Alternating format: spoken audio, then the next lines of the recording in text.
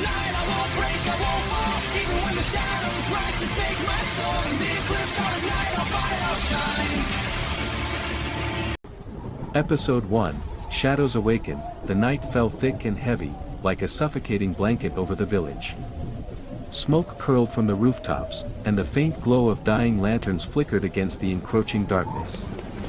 Kale Ardent ran through the streets, his boots pounding against cobblestones slick with ash and rain. Every step carried the weight of memory, the faces of friends he could no longer recognize, the homes he would never see again. From the shadows, shapes moved, creatures without form, their eyes glinting like shards of obsidian.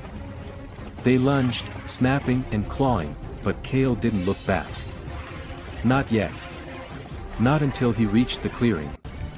"Leora," he shouted, breath ragged.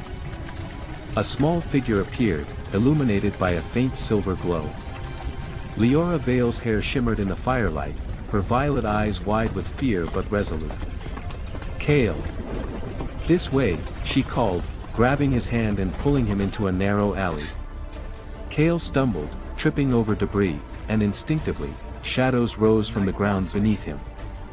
They twisted into the shape of a blade in his hand, black as the void, humming with energy. He swung, and one of the creatures dissipated into smoke. His eyes widened, he had never done that before. "We need to move," Leora said, tugging him forward. "They'll keep coming." Behind them, the village burned. Kale had survived, but at what cost? His heart thudded painfully against his ribs. A mixture of fear and something darker, something alive within him that had awakened for the first time tonight.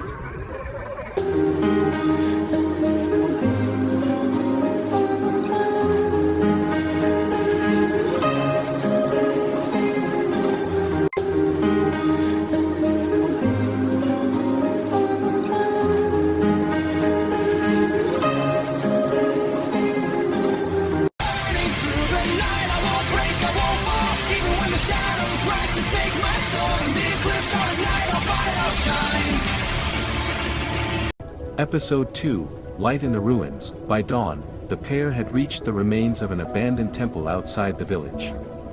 The stone walls were cracked and worn, the carvings faded by centuries, but it offered shelter.